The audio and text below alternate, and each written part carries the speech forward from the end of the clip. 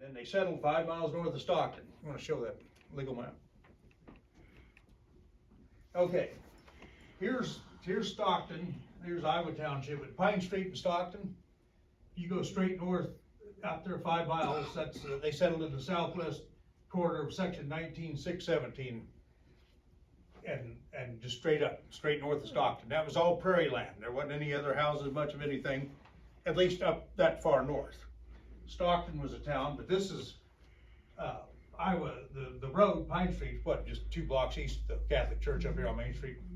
So anyway, that was the main highway. That's where people came, and when the railroad came, they brought their cattle here. It wasn't sale barns much. They either sold them in Glade back in them days, or they had a few stock pens here in Stockton. When the railroad comes through, you could sell cattle. So I mean, a lot of things changed in a short amount of time from those days. But he came with Scotty and homesteaded north of Stockton right there. And eventually, my grandpa, he homesteaded on Bow Creek, which I'll tell you more about, but he ended up buying this quarter over here in section 20. He bought the northwest quarter of section 20. So all the Muirs kind of, my immediate family and Scotty's bunch all settled within a mile of each other, pretty much as time went on. But here I'll tell you the story about it. Let's see.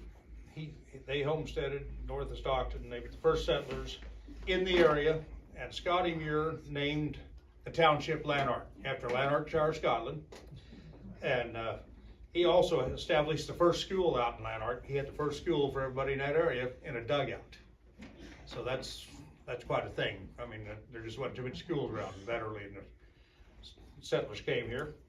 A year after they got established, my grandfather, Alex, Scotty had him return to Pennsylvania, and Scotty stayed here and kept improving the farm, and went to Pennsylvania and got the parents, the great-great-grandpa and grandma, and some of the family.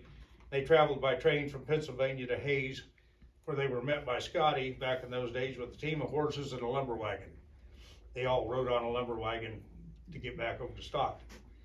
And they stopped at the Saline River for a picnic lunch on the way to the family homestead. So right around the Peavy Ranch there must have been a trail, because there was no bridges, and you probably just crossed the river wherever you could, the wagon trail was, you know. So, I mean, I find it fascinating. I'm sure you all do too. I mean, this is just like what you see in Westerns. These guys they were the real deal. They were hardy and put up with a lot of things, and drought and diseases, and wasn't a lot of doctors around or nothing. So anyway, yeah, that was cool.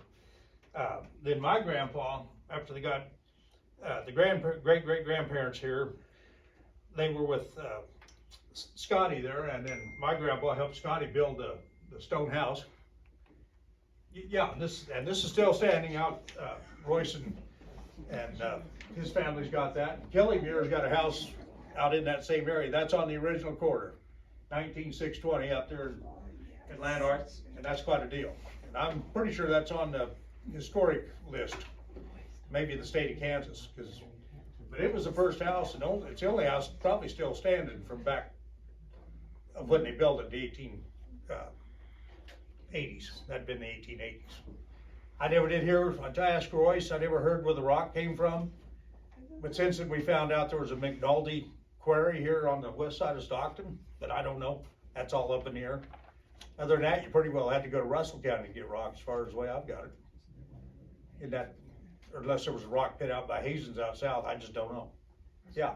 Well, where the old Biggie homestead was, there was a rock pit just in that same quarter. Oh, okay. That, it was soft rock, but they cut and built from that quarry. Oh, but darn, yeah. Well, maybe that's where, was that early though, back in the 1880s? Would that have been there by then? Well, okay, very good. 1876, I think, was when. Oh yeah, well that was right in the heart of it then. So anyway, I told you about their parents came into Hayes on train, and Scotty met him with a team of horses and a lumber wagon. And a lumber wagon was the biggest wagon on a farm in those days. Everybody had to have big wagons to go to the lumber yard and be able to build their buildings and finish up their houses and everything. So then my grandpa, Alex, who was born in 1858, great-granddad, he, after Scotty got settled, and he ended up settling that whole section, which was a tremendous amount of land back in those days, a farm with a horses and do everything by hand. My grandpa went up and homesteaded on Bow Creek, just right north there, a couple miles, up by the Phelps County line. He lived up there for 6 years, and then purchased the family farm, in section 20 there I was telling you about. So he was just a mile across from the rest of them there. And, but when he was living up on Bow Creek, times were tough. While living there, he kept the farm, and I suppose Scotty and his parents kept it going, but he went out to Colorado and got a job to get some cash. There was just not much flowing around for much cash.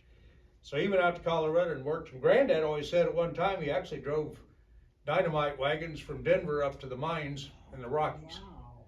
I don't have no pictures of that, but my granddad, I remember him telling me that one. Of course, he would know, but anyway, that's what he did. And while he was out there, he met my great-grandmother, Carrie Davis. He met her in Colorado, and they got married then, and then moved back to a farm on Bow Creek for just a little while. Then he bought the family, or the quarter up there in section 20 that's still in the family today. That's where Floyd and Eva lived, my grandparents, all that. But anyway, I wanted to throw that in. Does anybody got any questions on any of that? Or he went to Bow Creek, and then we bought Brother Pat owns that now. He's back here today, but that's where my side of the family him and Carrie had 5 sons, Frank, Leroy, George, Floyd, and Freeman, with Floyd being my grandpa. And he wasn't as aggressive as Scotty was. He didn't go out and get a bunch of land and homestead a lot. He owned a thrashing machine and he owned 3/4, which is a pretty damn good operation back then. But he owned a thrashing machine and enjoyed thrashing around for neighbors, and that's how he made a lot of his cash flow in those days. Then my granddad's not here, but he was next to last. Him and Freeman were the last two, but that's my grandparents. This is Alex, who was born in Scotland.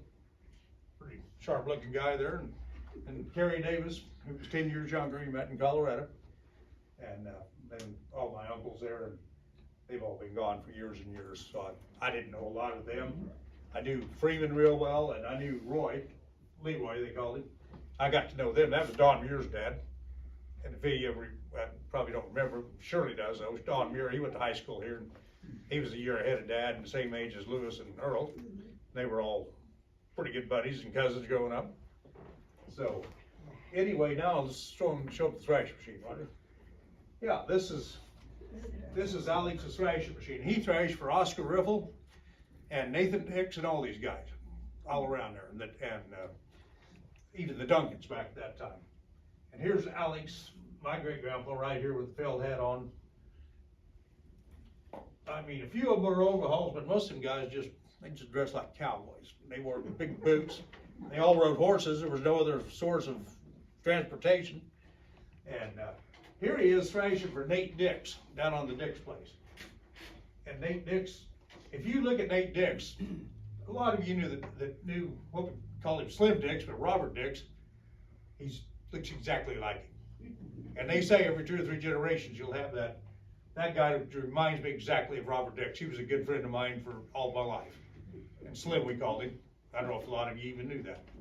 Royce and Shirley would have knew of it, but anyway, the Dix place then is down where Jimmy Dix lived, and his wife still lives there, just south of where my grandparents lived, 2.5 miles. So, anybody got any question on that? But I mean, that's cool. Look at those old crude tractors they had to run.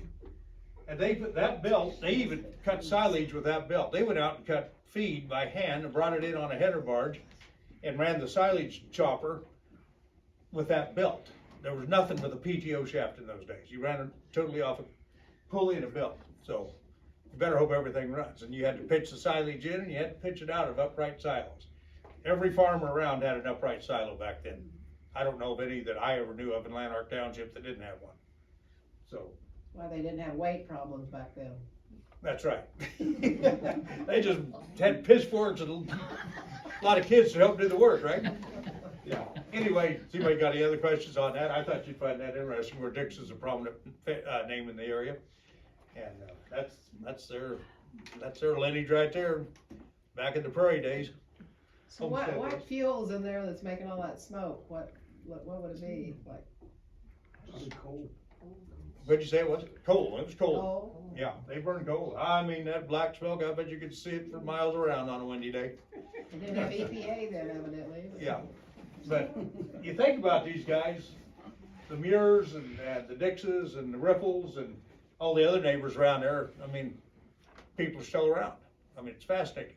The Boffmans, but, I just always am infatuated with that, of what it would have been like to neighbor. And, you know, with all the work they did though, they still neighbored, they all went to church, they all had Sunday dinners with each other. And the housewives were amazing back then. They had a lot of men to cook for, and they had to be right on their A game the whole time. So, anyway, Roger, you go on to. All right, then we showed you Alex and Carrie Davis Muir. My middle name's Michael Davis, and then we still have that name going on in the family. Name, the Davis comes from Carrie Davis, my great grandfather's wife, maiden name. Then this was Floyd Davis, and my dad was Richard Davis, but this is Granny and Granddad. I think probably a lot of you knew them. Floyd and Evan. My grandmother was very active in the community and did a lot of things. She, if you didn't know her, you probably heard about her. So she was a huge Stockton promoter. She was big in the Christian church, and she was probably on every committee they had in the time. Granddad, all he liked to do was work and maybe drink coffee with his buddies. He didn't really care about history, but she did. Her, and I don't think I've said this yet, who taught me the most about history was Dr. Leo Oliva. I had him for a course in college in Kansas history, and he was an amazing professor, and he knows history, and we all know that. Rook County's privileged to have him. And my grandmother and Don Unruh, Stockton High School. I really took to him, and of course he was a World War II Marine, and I enjoyed a lot of World War II history from him and so on. And then we're really privileged to have Roger here. He's quite a historian.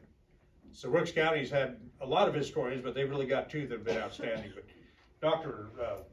Oliva, he's amazing. And I mean, if you've read his books that he's written, about every family that ever was around here is in there. And I imagine he's still doing history.